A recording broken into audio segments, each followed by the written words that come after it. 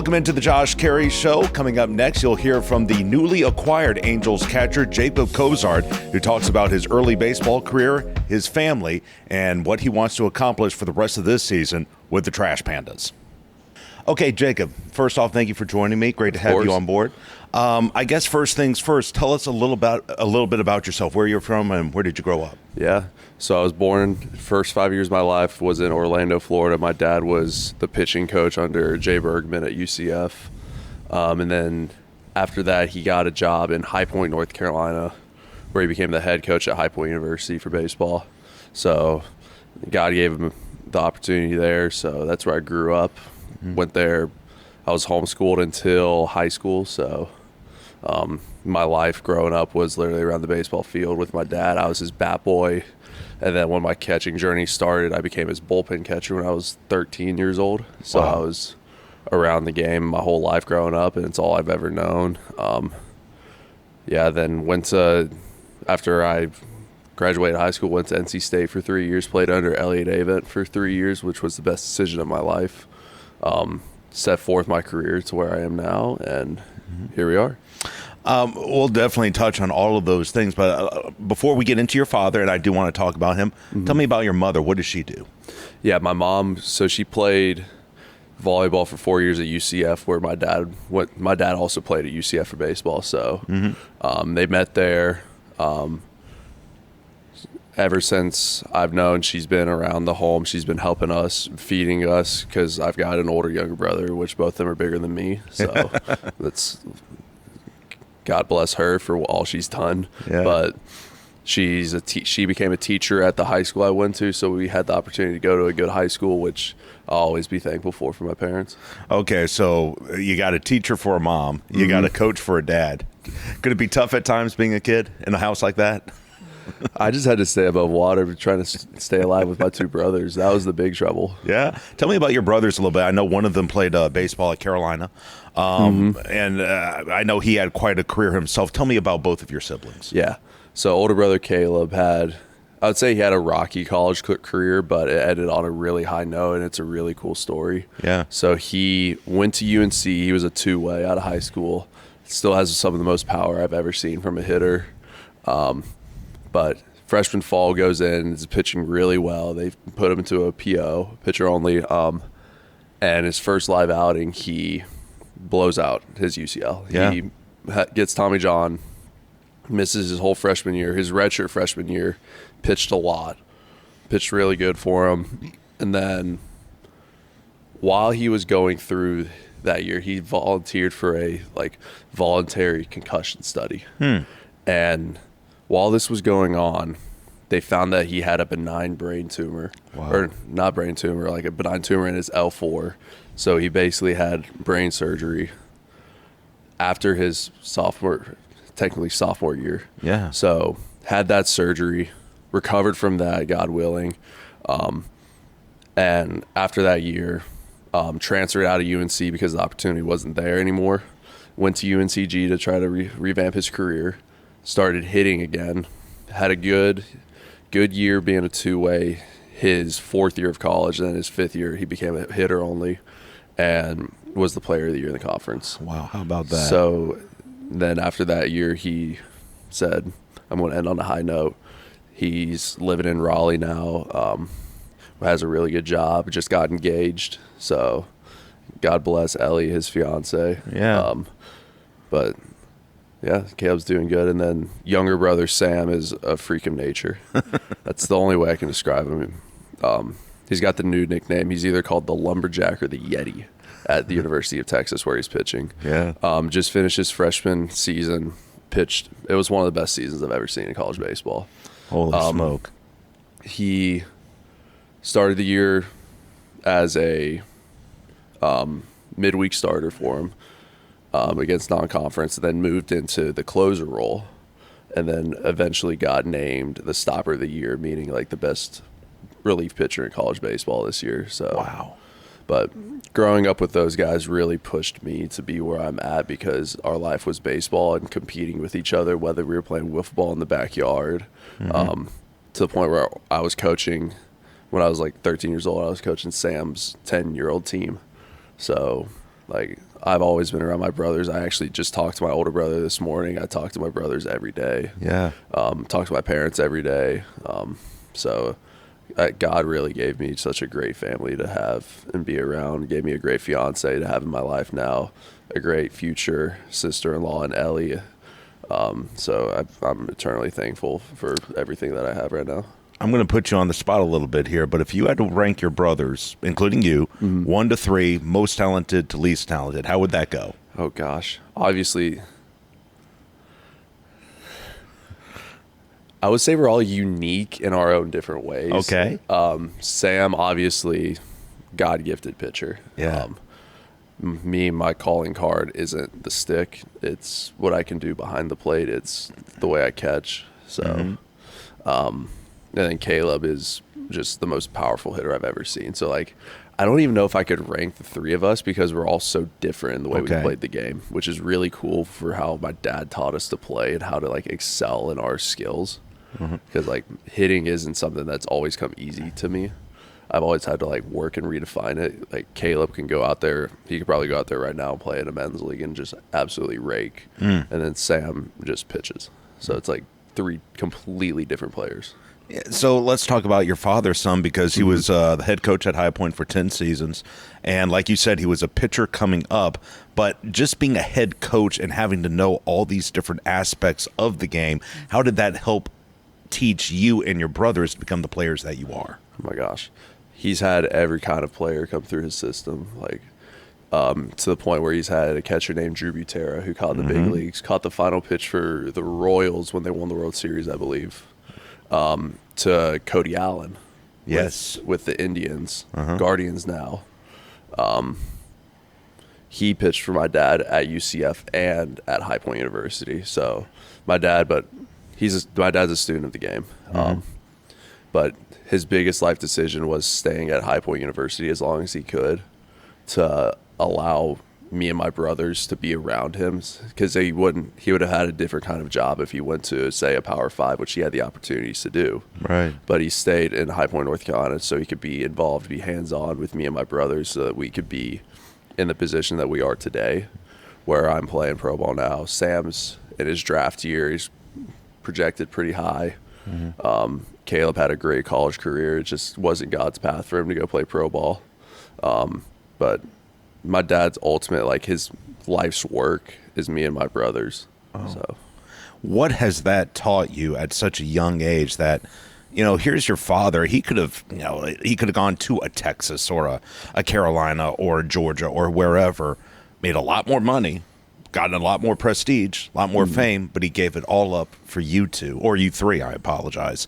What does that teach you? What does that tell you as you get older and start to move into adulthood and becoming a professional and hopefully hoping to build a family yourself one day? Yeah. I mean, he's given me just what it looks like to be a great father. Yeah. He puts us first before his own needs, whatever he wants. Like, every game I call him after and just talk about what happened to the game. No matter what time of night it is, he's always there to answer the phone. And it's just, it's really dawned on me since I've gone to college and gone to pro ball of, like, how invested he really is into his kids. Wow. And to have that feeling of, like, that someone cares so much about your career that he'll literally do anything to help you succeed. It's really what I want to do for my family one day, and it's just really inspiring to me. You mentioned you were his bullpen catcher at High Point, so I have to ask. There you are, 13 years old, catching up 21, 22-year-olds. Was there any accidents along the way, any injuries that you want to mention?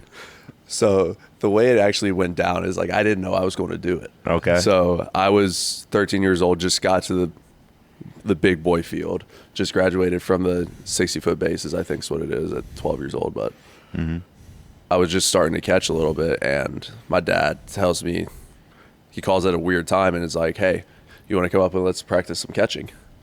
And it was a little bit of a weird time. It was like 3 o'clock, I think, like right in the midst of when practice would be.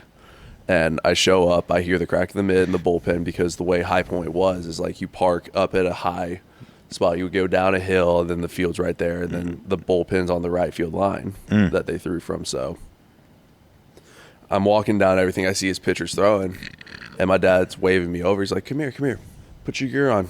Catch this guy. I think his name was Dutchkowski. I think it was the first guy. This big 6'6" righty threw from really high up, threw like 93 miles an hour. So like, it was eye opening to me. But there was a couple accidents away, a couple clanks, a couple balls I just completely missed, but it's totally fine. We are now. But yeah, well, my dad's almost like a mad scientist on the way he pushed our career. Mm-hmm. Because he saw me being a catcher before I even saw me being a catcher. So, well, I'm sure you've learned that being a catcher, people who aren't in the know, you might think, all they do is squat, make a few signals, and catch the ball. No, you got to know the entire game and exactly what's going on.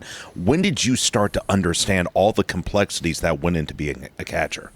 Yeah, so I really started diving into it when I got to college. Like I didn't know how good my hands were because that's my calling card as a receiving catcher. Like I'm good at manipulating the strike zone because it's what I've studied and it's what my passion is. Mm-hmm. I get to college and I start to understand it, and then I start to really dive into it to the point where, I wasn't the best student. The academic advisor, Jenny Womack, me and her had some back and forth because I wasn't the best student, but that wasn't my calling. So like I really started to dive into catching and what it entailed, what a good catcher does. And I came to realize that only 10% of catching is just catching the ball. Yeah. There's so much else that goes in. And now that I'm in pro ball and we do the game planning, me and the pitching coaches, all the staff, I talk to the pitchers what they want to do because I have to have in mind what they want to do, like what their goals are, what their player plan is, what they want to develop, and also their hitters and how to get them out. Like what's the scouting report on, say, Jesus Mate this week, who's the number one prospect.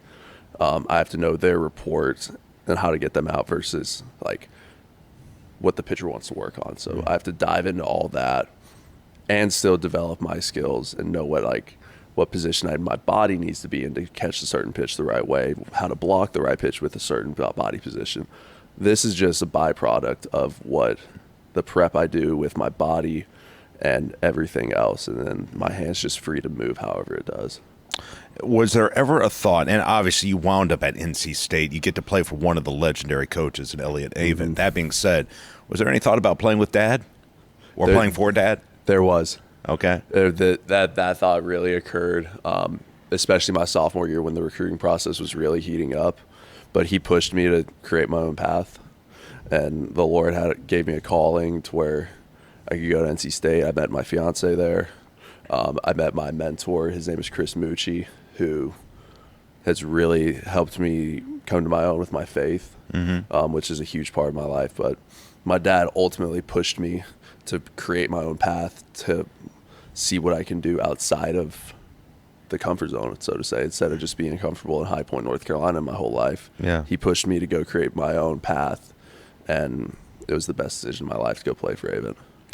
We just mentioned Elliott Avent, but he just retired. Like I said, one of the legendary figures in head baseball coaching at the collegiate level. What was it like playing for him, and what makes him so good?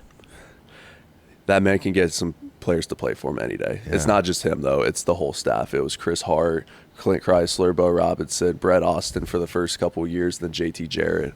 Everyone that goes in there just so bought in to their players. It's not even more so like winning is they want to develop the players so that they put out the best product out of just not in college but in pro ball too. Like you think about the catchers they put out, Andrew Kisner, Patrick Bailey, Brett Austin had a good career. Like those catchers, Luca Tresh is on the steps of being in the big leagues right now. So if you think about it, like they develop their players so well and get them to play for them and like leave their hearts on the field every single day. Like I go back to my 2024 year. I talked about it with Alec Briley when he was here because me and him were the 3-4 punch on that year in 2024 when we went to Omaha. But we talked, and it's like the memories we created there playing under 9 and everyone like that. Like I'll never forget it. I talk to Avent still to this day, even though he's in retirement. The way I describe him is like it's hard to earn that guy's trust because he knows what he wants from a player, but when you get that trust, it's hard to break it. Like, but I remember my 3 years there. It's like he really pushed me my freshman year. My sophomore year, he helped me come to my own, and junior year, he just sat back and let the ride go. Wow. Like, and he's so important in my career and where I'm at now. It's not even funny to say how important he is. So after NC State, you of course get drafted by the Guardians, and what was it like though going from college ball to pro ball, and what was the biggest adjustment you had to make to become it's one thing to be a great college catcher, but how do you become a professional catcher? What was the next step in that progression? Yeah. I would say the biggest step is not even like, it's kind of like what we talked about earlier. Like, it's not the physical stuff, like stealing strikes, stuff like that. It's like game planning. Like, how do I game plan? How do I talk to pitchers? How do I create a relationship where the pitchers actually want to throw to me? Like, that stuff is farther. It's the unwritten side of catching that needs to be talked about more, is like the relationship building with you and your pitching staff and how important that is. Going back to Avent and Chris Hart, like, they taught me that in college and how important it is, and I'll be eternally grateful for it because I didn't have to make that up when I got to pro ball. But you can go even farther than that, is like growing the relationship with the umpires that you don't know. Yeah. Like, there's so many little details that go into catching in pro ball that aren't out there and aren't said. Like, people are so consumed with like the metrics of stealing strikes, but they don't know like what really goes into it. Yeah. Well, and the funny thing is, it's still going to matter because not every pitch can be challenged. But with ABS now taking over the game, it's you're not going to need that as much. Has the technological side of the game changed how you've caught it all, or is it still just same old from when you entered pro ball? So it's actually funny. So stealing strikes is even more prevalent now. Like, it's still really important. Like, you look at the best receivers, like, it's almost a bailout for the good receivers because the way the umpires are taking it is the umpires have shrunk the zone. Like, the AA umpires we have here, I talk to them all the time. Like, they're told to catch on an ABS zone without ABS here, so the zone's even smaller. Yeah. And so if you're not the best receiver, your zone gets even smaller. Versus a guy that actually still can steal strikes and receive, you still get the strikes just without ABS. So like the way they took it is the top of the zone is the toughest to get. Yeah. No one calls anymore because no one knows where it is because it varies by person. So it's very tough to judge, and that's when the ABS comes into play. Right. But the sides and the bottom are still the same. So okay. It's been a little busy last 6 weeks or so. Yeah. When did you start hearing rumors about you're on the hook? There might be some people who out there asking for you as the Guardians try to make a couple of moves and try to make a playoff push. Were you hearing any rumors? What was it like, say, the last 2 weeks of your time with the Guardians? So I actually had no idea I was on the trade. Okay. So basically we were joking, like we knew some catchers were going to get moved because the Guardians were backed up. But then I saw that they moved Bo Naylor to the Brewers. Yeah. And I thought that was going to be it. And then so I was just finishing the week. We were in Erie. So finished the week there.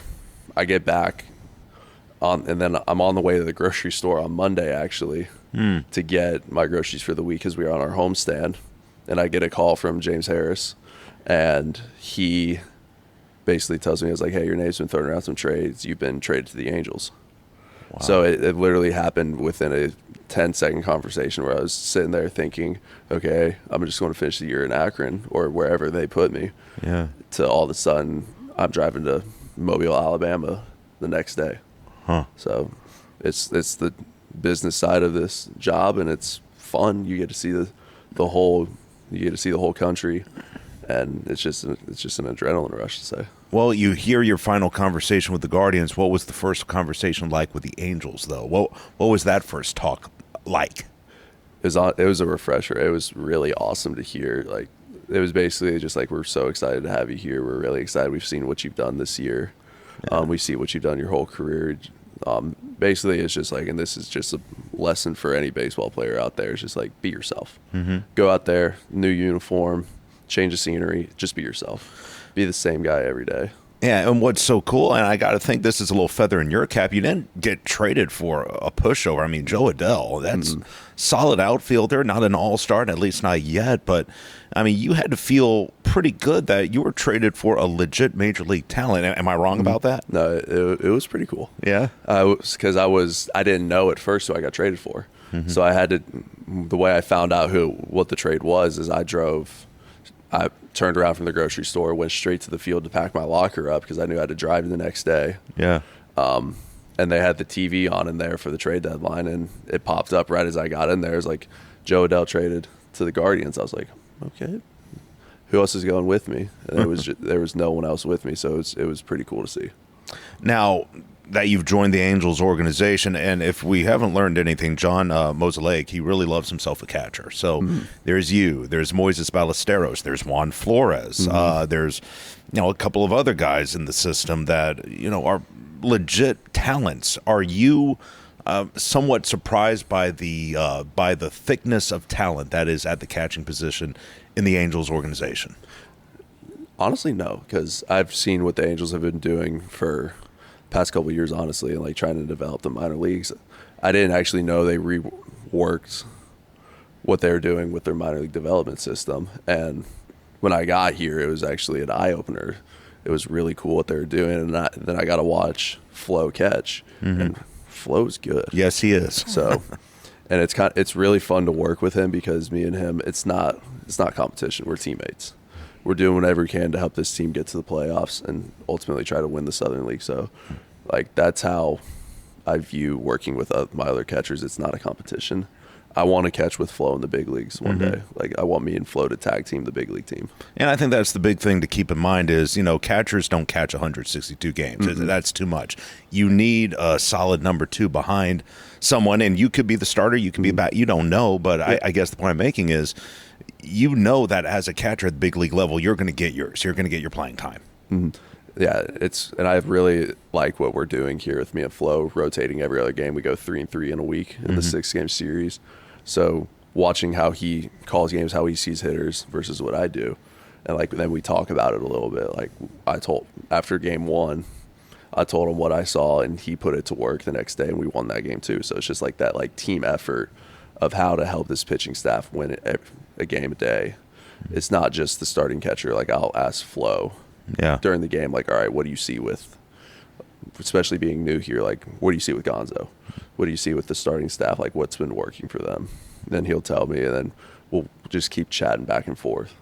Speaking of the pitchers, anyone, without putting you too much on the spot, anyone stood out to you? Anyone whose stuff you've seen and said, wow, this guy's really, really good?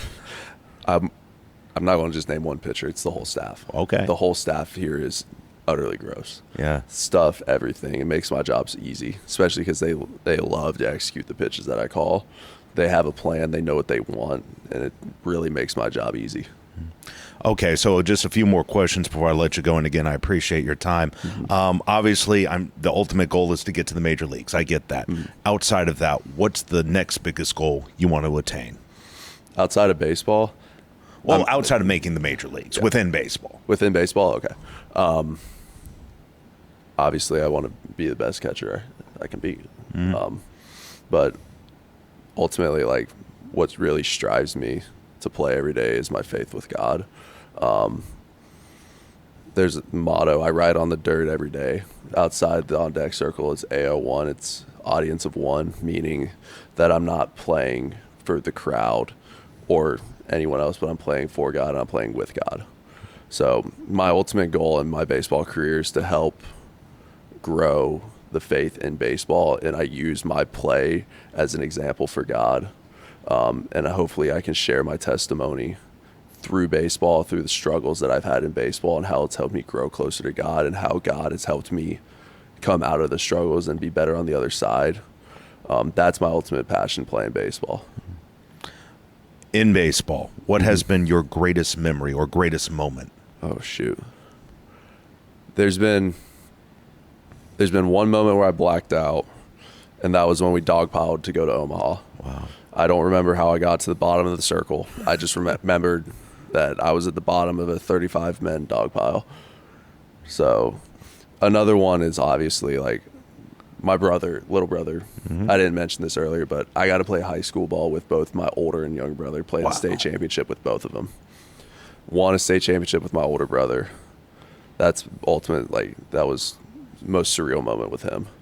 And then my younger brother, when I was a senior, he was an 8th grader. Yeah. And we were down 1-0 in the state championship. It's a 3-game series. He was starting game 2.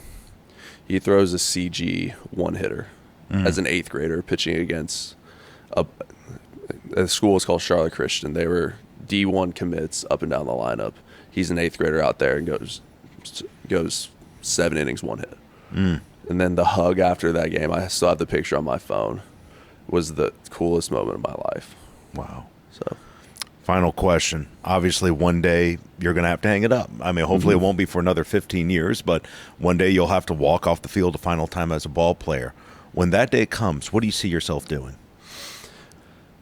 kind of piggybacking off the faith, like I'm always going to be in baseball. It's my passion. It's my gift from God. I'm going to try to do something where I can entail faith in baseball and try to grow like the knowledge of how faith and baseball can intertwine and help people be better baseball players in their life. So whether that's growing through like creating a complex or being a coach somewhere, only God knows what is in store for me, but I plan on being in baseball for the rest of my life. That's awesome. Good job, my man.